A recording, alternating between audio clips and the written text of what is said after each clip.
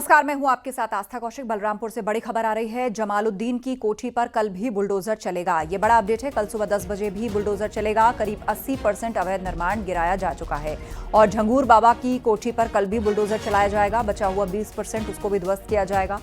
तो 2 दिन से लगातार बुलडोजर कार्रवाई हो रही है झंगूर बाबा की सल्तनत पर और कल भी झंगूर बाबा के घर बुलडोजर चलेगा। करीब 80% अवैध निर्माण गिराया गया है।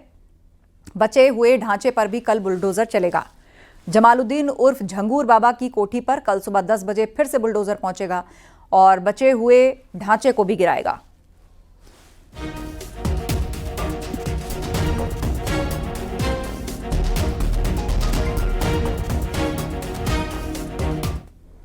जलालुद्दीन के खिलाफ गैंगस्टर एक्ट में एक्शन। बलरामपुर एसपी ने न्यूज 18 से बातचीत में बताया, गैंगस्टर एक्ट के तहत भी कार्रवाई होगी। झंगूर बाबा के सहयोगियों की तलाश तेज हो गई है। तो यहां सिर्फ धर्मांतरण मामला ही नहीं, विदेशी फंडिंग का मामला नहीं, गैंगस्टर एक्ट के तहत भी कार्रवाई होगी। झंगूर बाबा के सहयोगियों की तलाश तेज कर दी गई है। एजेंसियां लगातार उसको ढूंढ रही हैं। जलालुद्दीन के खिलाफ गैंगस्टर एक्ट में एक्शन तेज।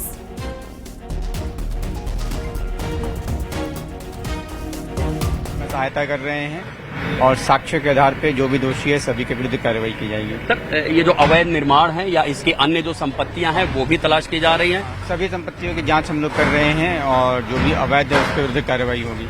एफआईआर दर्ज हो चुकी है, क्या आगे गैंगस्टर एक्ट के तहत कार्रवाई होगी, 14 एक्ट की कार्रवाई होगी? जी वो भी होगी, वो भी प्रक्रियाधीन है, वो भी कार्रवाई होगी। धर्मांतरण रैकेट के सरगना जलालुद्दीन उर्फ झंगूर बाबा के करीबियों पर भी शिकंजा कसना शुरू हो गया है। एमन रिजवी झंगूर बाबा का सहयोगी था। वो कॉल करके लोगों पर रौब जमाता था। एटीएस की एफआईआर में एमन रिजवी का भी नाम शामिल है। तो एक एक करके झंगूर बाबा और उसके काले कारनामों की परतें खुल रही हैं। उसके सहयोगियों के नाम शामिल आ रहे हैं। झंगूर बाबा का सहयोगी था एमन रिजवी, उसका भी एटीएस की एफआईआर में नाम शामिल है। बलरामपुर से खबर, जलालुद्दीन से जुड़ी बड़ी खबर। उर्फ झंगूर बाबा जिसके करीबी को लेकर बड़ा खुलासा हुआ है, उसका सहयोगी था एमन रिजवी और एटीएस की एफआईआर में उसका भी नाम है।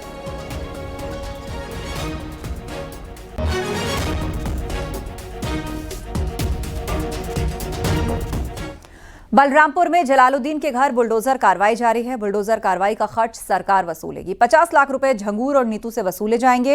हर एक बुलडोजर पर 2 रुपए प्रति घंटे की 2000 रुपए प्रति घंटे की वसूली होगी। तो झंगूर बाबा और उसकी सहयोगी नीतू से वसूली की जाएगी। ये जो तुड़वाई लगी है बुलडोजर के माध्यम से, इस कार्रवाई पर जो शुल्क है वो उनसे वसूला जाएगा। बुलडोजर का खर्च वसूलेगी सरकार। 50 लाख रुपए झंगूर और नीतू से वसूले जाएंगे।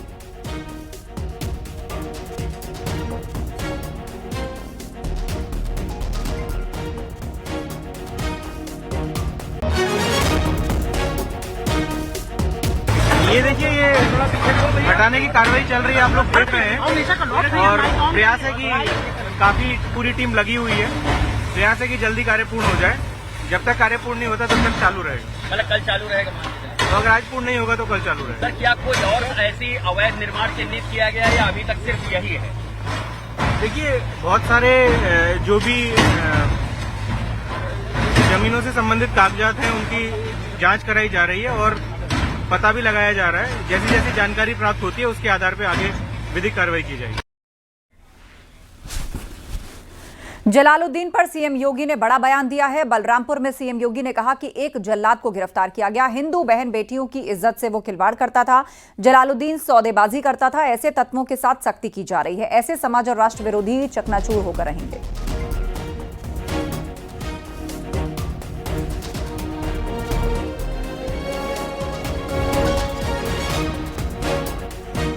तो समाज और राष्ट्र विरोधी लोगों को चकनाचूर करके रहेंगे।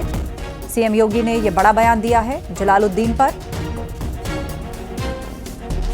राष्ट्र विरोधी कार्रवाई में लिप्त तत्वों के खिलाफ कैसे कार्रवाई हो रही है। कल बलरामपुर में आपने देखा होगा, एक जल्लाद को हम लोगों ने वहां पे भी गिरफ्तार किया है। कैसे वहां हिंदू बहन बेटियों के इज्जत के साथ खिलवाड़ करता था, पैसे में सौदेबाजी करता था। लेकिन अब ऐसे तत्वों के साथ सख्ती की जा रही है। हम समाज को भी टूटने नहीं देंगे, राष्ट्र विरोधी और समाज विरोधी तत्वों को भी चकनाचूर करके रहेंगे। गोरखपुर में सीएम योगी अखिलेश यादव पर निशाना साधते नजर आए। सीएम योगी ने कहा कि सपा सरकार ने वन डिस्ट्रिक्ट वन माफिया दिया, हमने one district one product. JPNIC को लेकर भी सीएम ने समाजवादी पार्टी पर जमकर निशाना साधा। उन्होंने कहा सपा ने जयप्रकाश नारायण को बदनाम किया, लूट करने वाले आज हमें उपदेश दे रहे हैं। जेपीएनआईसी की सीबीआई जांच चल रही है और इसीलिए बबूला बौखला गए हैं। एक पेड़ की प्राप्ति करती हुई तो सीएम योगी ने समाजवादी पार्टी को निशाने पर लिया। जेपीएनआईसी को लेकर उन्होंने कहा कि उस पर सीबीआई जांच चल रही है, इसीलिए बबुआ बौखला गए हैं। लूट करने वाले आज हमें उपदेश दे रहे हैं। माफिया के खिलाफ जीरो टॉलरेंस नीति है। श्रीमती चंदा जी, वाइफ ऑफ श्री खजांची जी। लूट के नाम पर किस प्रकार का तांडव था याद करिए। आज पूर्वांचल एक्सप्रेस वे पर अयोध्या के बाद फिर मैंने अयोध्या में इन लोगों ने राम भक्तों पर गोलियां चलाई थी। पूर्वांचल एक्सप्रेस वे के नाम पर जो पूर्वांचल एक्सप्रेस वे 341 किलोमीटर लंबा 120 मीटर चौड़ा हम लोगों ने बनाया है। बहन और भाइयों, इसी पूर्वांचल एक्सप्रेस वे पर पहले समाजवादी पार्टी की सरकार के समय में टेंडर हुए थे।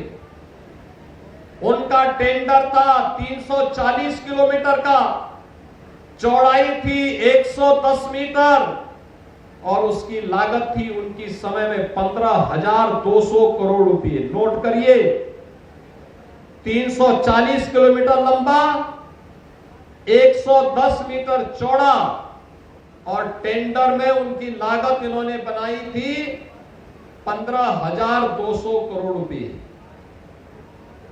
जब हमारी सरकार आ गई, भारतीय जनता पार्टी की डबल इंजन सरकार आ गई, इस सरकार ने जब देखा कि जमीन नहीं है, इन्होंने टेंडर कर दिया, उसको निरस्त किया गया और निरस्त करने के बाद फिर से विज्ञापन निकाल करके नए टेंडर आमंत्रित किए गए। अब 110 मीटर की बजाय 120 मीटर चौड़ा किया गया, 140 किलोमीटर लंबा बनाया गया और लागत आई है 11,800 करोड़ रुपए की। बहनों और भाइयों, ये जो लूट थी ये कहां जा रही थी? प्रश्न खड़ा करने वाले लोगों से मैं पूछना चाहता हूं, जब उनको अवसर मिला था तब वे लोग कुछ नहीं कर पाए। तब उन्होंने योजनाओं को भ्रष्टाचार का केंद्र बिंदु बनाया, लूटपाट का केंद्र बिंदु बनाया। आज हमारी सरकार वन डिस्ट्रिक्ट वन प्रोडक्ट दे रही है, वन डिस्ट्रिक्ट वन क्रॉप दे रही है। और इन लोगों ने, समाजवादी पार्टी रही हो या कांग्रेस या बहुजन समाज पार्टी, इन लोगों की सरकार थी, इन लोगों ने वन डिस्ट्रिक्ट वन माफिया दिया था। One district one mafia. इन लोगों ने परिवारवाद के नाम पर समाज में जहर घोलने का काम किया था। ये माफिया जंगलों के अवैध कटान करवाते थे, ये माफिया अवैध खनन कराते थे, ये माफिया जमीनों पर कब्जा करते थे, ये माफिया अराजकता का तांडव करते थे, गरीबों पर अत्याचार करते थे। लेकिन अब माफिया प्रवृत्ति के खिलाफ जीरो टॉलरेंस की नीति का परिणाम प्रदेश भर में देखने को मिल रहा है। बहनों और भाइयों, आज उसी का परिणाम है।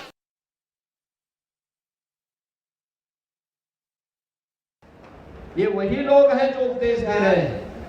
लखनऊ में है एक JPNIC, Jayaprakash Narayan international centre, JP, गांधीवादी विचारधारा के लिए जाने जाते थे।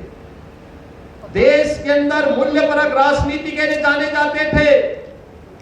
राजनीति में जिन्होंने मूल्य और आदर्शों को स्थापित करने की वकालत की, परिवारवाद की मुखालफत की, उस जेपी के नाम पर, जिन्होंने सर्वोदय के नाम पर समाज को जोड़ने का काम किया था, इन लोगों ने ऐसे सर्वे जयप्रकाश जी को भी बदनाम करने का काम समाजवादी पार्टी ने किया।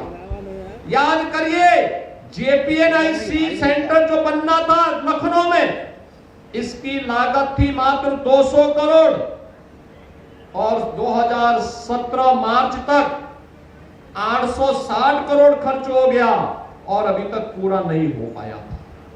सीबीआई जांच चल रही है और इसीलिए बबुआ इस बात को लेकर बौखला गए हैं। यूपी में वृक्षारोपण का महा रिकॉर्ड बना है। एक ही दिन में यूपी में 37 करोड़ से ज्यादा पौधे लगाए गए। एक पेड़ मां के नाम अभियान के तहत ये पौधे लगाए गए। सीएम योगी की अपील पर हर जिले में वृक्षारोपण किया गया और सभी मंत्रियों ने ग्राउंड पर उतरकर अलग अलग जिलों में वृक्षारोपण किया। सिर्फ मंत्री नहीं बल्कि आम लोगों ने भी इस अभियान में बढ़ चढ़कर हिस्सा लिया और पौधारोपण किया।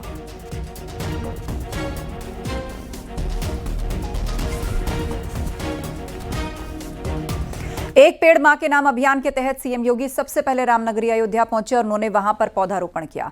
वहीं अयोध्या के बाद सीएम योगी आजमगढ़ पहुंचे और वहां पर लोगों में पौधे बांटे और उसके बाद सीएम योगी ने गोरखपुर पहुंचकर पौधारोपण किया। सीएम योगी ने कहा कि यह भविष्य को बचाने का अभियान है।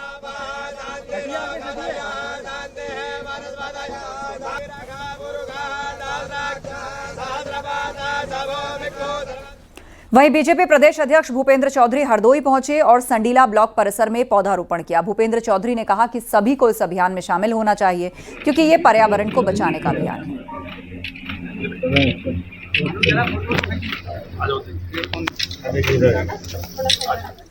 एक पेड़ मां के नाम अभियान के तहत उत्तर प्रदेश महिला आयोग की उपाध्यक्ष अपर्णा यादव ने इटावा में पौधारोपण किया और उन्होंने कहा कि यहां सिंदूर का पौधा लगाया गया है। यह पौधा ऑपरेशन सिंदूर में शामिल हमारे वीर जवानों के लिए है। सिंदूर का पौधा यहाँ लगाया है। इसका मान्यता मुझे लगता है कि ये सभी उन मार्टर्स को है जिन्होंने जो है अभी ऑपरेशन सिंदूर में जो है अपने देश के लिए युद्ध किया है, उन सभी बेटियों के लिए है और मेरी सासू माँ के लिए भी है क्योंकि आज ही के दिन उनका देहांत भी हुआ था।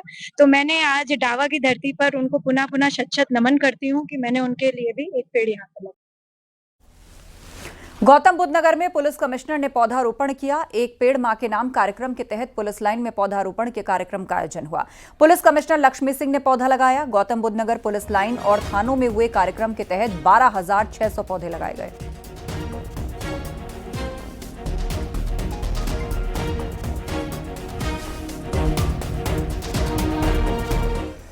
लखनऊ में पुलिस लाइन में पुलिस परिवारों के लिए एचपीवी वैक्सीनेशन अभियान की शुरुआत हुई। राज्यपाल आनंदीबेन पटेल ने की है। इस दौरान डीजीपी राजीव कृष्ण और पुलिस कमिश्नर अमरेंद्र कुमार सिंगर समेत कई बड़े पुलिस अफसर मौजूद रहे। लखनऊ में तैनात पुलिसकर्मियों की 9 से 14 साल आयु वर्ग की बालिकाओं के लिए निःशुल्क एचपीवी वैक्सीनेशन कार्यक्रम की शुरुआत हुई। टीकाकरण से लाभान्वित हुई है और प्रांतीय प्रतियोगिता मैथ्स और विज्ञान में आपको मेडल प्राप्त हुआ है। कुशीनगर में सार्वजनिक भूमि पर बनी मस्जिद में हथौड़ा चलना शुरू हो गया है। मस्जिद कमेटी ने रास्ते की जमीन पर अवैध कब्जा करके बनाई गई मस्जिद को तोड़ने के लिए मजदूर लगा दिया। मस्जिद पर बुलडोजर चलने की संभावना को देखते हुए मस्जिद की इंतजामिया कमेटी ने मस्जिद को तोड़ने का काम शुरू किया है। प्रशासन ने सार्वजनिक रास्ते की जमीन में बने मस्जिद को हटाने के लिए 8 अप्रैल तक का अल्टीमेटम दिया था और उसके बाद कमेटी के लोगों ने एडीएम कोर्ट में अपील कर दाखिल किया। एडीएम कोर्ट ने मस्जिद की इंतजामिया कमेटी की अपील को खारिज करते हुए बेदखली का आदेश दिया और जिसके बाद मस्जिद पर बुलडोजर चलने की संभावना बढ़ गई। मस्जिद को तोड़ने में लगे मजदूर मशीन और हथौड़े की मदद से मस्जिद को तोड़ने में लगे हैं। आपको बता दें, तमकुही तहसील की गढ़हैया चंक चिंतामणि गांव में रास्ते की भूमि पर लगभग 20 साल पहले मुस्लिम समुदाय के लोगों ने अवैध रूप से मस्जिद का निर्माण कराया था। लड़ाई लगभग 1.5 साल चली है। स्थानीय तहसील प्रशासन से लेकर डीएम तक, कमिश्नर तक और मुख्यमंत्री तक हम लोगों ने इसकी शिकायत की थी। मामले को संज्ञान में लेकर तहसील प्रशासन ने धारा 67 की कार्रवाई करते हुए बेदखली का आदेश जारी किया था। नोटिस भी चस्पा किया था अतिक्रमण हटाने के लिए। फिर मुस्लिम पक्ष एडीएम के यहाँ गया, जहाँ धारा 67(5) की अपील दायर की, जहाँ उनकी अपील को खारिज कर दिया गया और तहसील द्वारा जो बेदखली का आदेश था उसको कायम रखा गया था। फिर आज ये क्या कर रहे हैं, कैसा? ये बुलडोजर का डर है और योगी आदित्यनाथ जी का डर है कि उनकी बुलडोजर आएगी और इसको जमींदोज कर देगी, जिसके डर से मुस्लिम पक्ष आज खुद से ही इस मस्जिद और ईदगाह पर हथौड़ा चला रहा है। यह जो है हमारी ये जो पूजा स्थल है, ये हमारे धर्म का जो है पूजा स्थल है, तो मैं अपने आप इसको जो है उठाने का, शहीद करने का काम कर रहा हूँ और शहीद का करके इनको जो है अपना ज़मीन में ले लिया हूँ। अपने ज़मीन फिर इनका जो है मस्जिद का निर्माण हम करेंगे। क्या नाम है आपका? इस्लाम अंसारी, पूर्व प्रधान। नोएडा सेक्टर 138 इलाहाबाद गांव में अवैध कब्जा। नोएडा अथॉरिटी की जमीन पर प्लॉटिंग की गई। जमीन पर बने सैकड़ों पक्के मकान और दुकान। अवैध तरीके से बिजली सप्लाई भी हो रही। बंगाल, असम, बिहार, ओडिशा के लोग रह रहे। रोहिंग्या मुस्लिमों को भी लेकर सवाल उठ रहे। मामले की जांच होगी, ये कहा सांसद महेश शर्मा ने। नोएडा के सेक्टर 138 में एक अथॉरिटी की लैंड है, वहाँ पर आपने ये विषय आज मेरे संज्ञान में लाया। हम तुरंत डीएम और एसएसपी को कहकर, और हमारी पार्टी के कार्यकर्ता भी, मुझे पूरा विश्वास है वो रोहिंग्या होंगे, जो भी होंगे उनकी जांच कराई जाए। बाकायदा खाली आधार कार्ड नहीं, पूरी तरह से उनकी जांच कराई जाए। इस वक्त हम नोएडा के सेक्टर 138 इलाहाबाद गांव के पास मौजूद हैं। आपको पहली तस्वीर दिखाते हैं नोएडा अथॉरिटी का वो बोर्ड।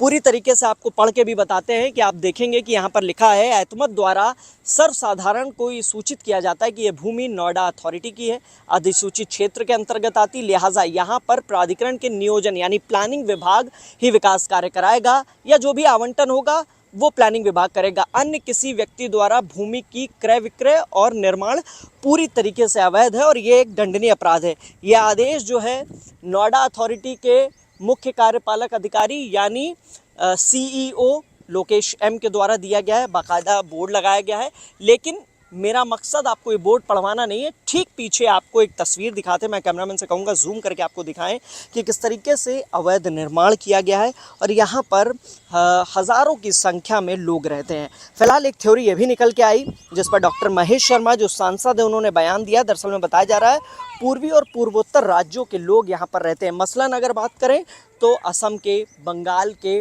उड़ीसा के और बिहार के तमाम लोग यहाँ पर रहते हैं और उनको रोहिंग्या मुस्लिम बताया जा रहा है। खबर हापुड़ से है। सस्पेंड चल रहे लेखपाल ने धौलाना तहसील परिसर में जहर खाकर आत्महत्या की कोशिश की। आनन फानन में लेखपाल को अस्पताल भर्ती कराया गया, जहां पर उसकी हालत गंभीर बनी है। सीएम योगी ने घटना का संज्ञान लिया, पूरे मामले में जांच के आदेश दिए। आयुक्त और आईजी पूरे मामले की जांच करके रिपोर्ट सौंपेंगे। और आपको बता दें कि लेखपाल सुभाष मीणा को डीएम अभिषेक पांडे ने 2 जून को गांव डहाना में हुई जन चौपाल में उनके खिलाफ शिकायत मिलने पर तत्काल प्रभाव से निलंबित किया था। चोरी तुमने चोरी तो करी थी। काशी के महाउत्सव सावन की 11 जुलाई से शुरुआत होने जा रही है। सावन के दौरान लाखों श्रद्धालु वाराणसी पहुंचेंगे और बाबा विश्वनाथ को जलाभिषेक करेंगे। ऐसे में वाराणसी के कैंट रेलवे स्टेशन पर फुटफॉलिंग बढ़ेगी और उसे देखते हुए स्टेशन प्रबंधन ने तैयारियां पूरी कर ली हैं। मिनी कंट्रोल रूम के साथ साथ आरपीएफ, पीएसी और जीआरपी को जिम्मेदारी दी गई है। जी, जैसे सावन का जो महीना है वो आगामी 11 जुलाई से शुरू हो जाएगा, तो इस संबंध में हम काफ़ी जो क्राउड है यहाँ पर एक्सपेक्ट कर रहे हैं, तो उसके रिगार्डिंग हमने जो मंडल हमारा कार्यालय है उससे निवेदन किया है कि हमको अतिरिक्त सुरक्षा बल दिए जाएं, जिसमें ज्ञात हुआ है कि आरपीएफ के तकरीबन 80 जवान जो हैं वो वाराणसी स्टेशन पर आएंगे। इसके अतिरिक्त Varanasi station, Kashi station, Manduadih station को अगर तीनों को मिला लिया जाए तो पीएसी की 2 कंपनियाँ और इसके साथ साथ जो हमारे जीआरपी के कुछ अतिरिक्त जवान हैं वह तैनात किए जाएंगे। देश में बैंक और एलआईसी कर्मचारी हड़ताल पर हैं, जिसकी वजह से देश में कई जगह बैंक, बीमा और डाक सर्विसेज प्रभावित हैं। 10 केंद्रीय ट्रेड यूनियन और उनके सहयोगी संगठनों ने हड़ताल बुलाई। आगरा, फिरोजाबाद, औरैया समेत यूपी में भी बैंक और एलआईसी कर्मचारी हड़ताल पर रहे। हड़ताली कर्मचारियों ने धरना प्रदर्शन कर नारेबाजी की। निजीकरण, विनिवेश, आउटसोर्सिंग और एग्रीमेंट नौकरियों के विरोध में यह हड़ताल है। प्रदर्शनकारियों ने मांगे पूरी न होने पर बेमियादी हड़ताल की चेतावनी दी है।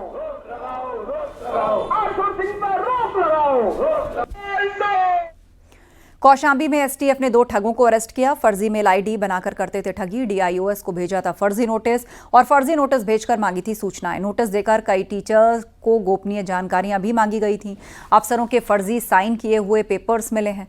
अलग अलग जिलों के बीएसए, डीआईओएस और परीक्षक नियंत्रक को फर्जी नोटिस भेजकर सूचनाएं मांगी गई। प्रयागराज का बजरंगी लाल गुप्ता और फतेहपुर का जयप्रकाश तिवारी गिरफ्तार किया गया है। आरोपी बजरंगी लाल गुप्ता कौशांबी जिले में 2013 में शिक्षक के रूप में भर्ती हुआ था। इसकी हाई स्कूल और इंटर की मार्कशीट पाई गई थी फर्जी और इसके बाद माध्यमिक शिक्षा परिषद ने किया था इसे बर्खास्त। आरोपी बजरंगी लाल गुप्ता ने 2016-17 में शिक्षक भर्ती में 17 अभ्यर्थियों से नौकरी लगवाने के नाम पर मोटी रकम वसूली थी और फर्जी तरीके से उनकी ज्वाइनिंग भी करवाई थी।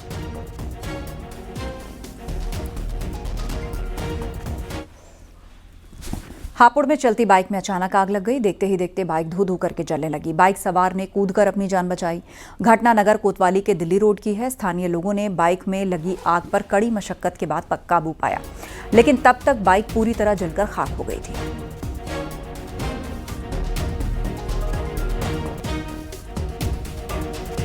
चंदौली में सरकारी अस्पताल राजस्थान के चर्चित Kanhaiya Lal Taylor murder case पर बनी फिल्म उदयपुर फाइल्स को लेकर विवाद लगातार बढ़ता जा रहा है। वाराणसी में ज्ञानवापी केस के हिंदू पक्षकारों ने उदयपुर फाइल्स का समर्थन किया है। प्रशासन को ज्ञापन देकर फिल्म टैक्स फ्री कराने की मांग की है। इससे पहले ज्ञानवापी मस्जिद पक्ष ने फिल्म पर विरोध जताते हुए रिलीज पर रोक की मांग की थी। फिल्म 11 जुलाई को रिलीज होनी है और रिलीज के दिन सावन की शुरुआत होगी और जुमा भी है, इसीलिए प्रशासन अलर्ट है।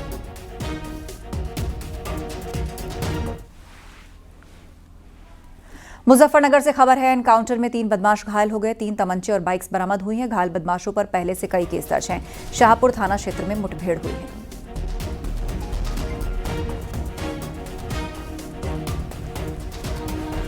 खबर संभल से कांवड़ मार्ग से अतिक्रमण हटाया जा रहा है। नोटिस देने के बाद भी लोगों ने अवैध कब्जा नहीं हटाया। इसके बाद तहसीलदार बुलडोजर लेकर पहुंचे और लोगों को अतिक्रमण हटाने के लिए 1 घंटे का वक्त दिया। मामला राय सत्ती का है।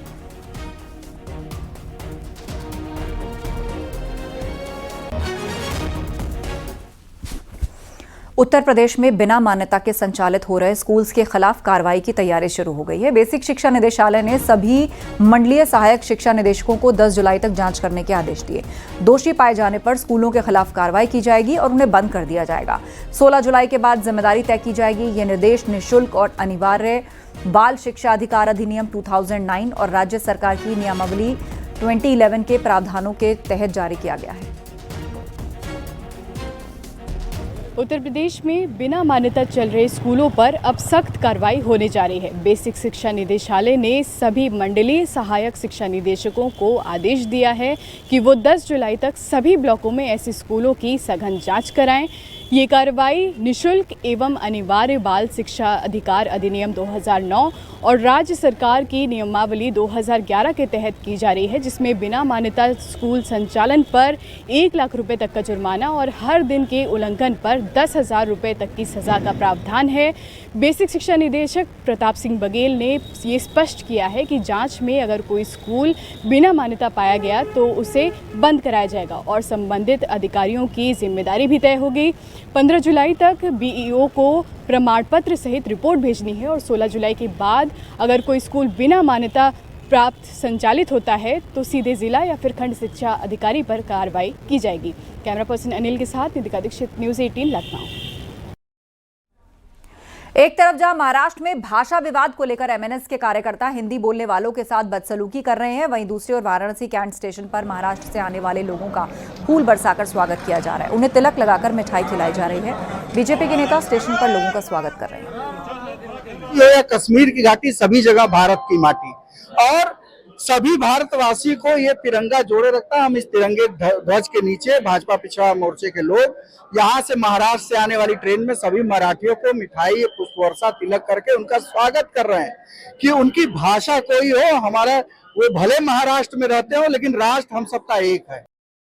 वाराणसी में महाराष्ट्र से आने वाले श्रद्धालुओं का फूलों से स्वागत किया जा रहा है। वाराणसी के कैंट रेलवे स्टेशन पर आप यह तस्वीर देख सकते हैं कि हाथों में फूलों की टोकरी है, पेड़ा है और तस्वीर है और इसके साथ जितने भी जो महाराष्ट्र से आने वाले जो श्रद्धालु हैं, काशी में दर्शन करने वाले, उनका फूलों के बरसात से स्वागत किया जा रहा है और ये संदेश दिया जा रहा है कि आप थप्पड़ मारेंगे हिंदी भाषा को लेकर के तो हम आपका फूलों से स्वागत करेंगे। ये तमाम श्रद्धालु हैं, ये जो आए हैं, हम कैमरामैन से कहेंगे कि इधर दिखाइए और तमाम श्रद्धालु देखिए फूलों से स्वागत किया जा रहा है और पेड़ा खिलाया जा रहा है। जो भी महाराष्ट्र से लोग आए हुए और रुकेंगे ब्रेक के लिए, जल्द लौटेंगे।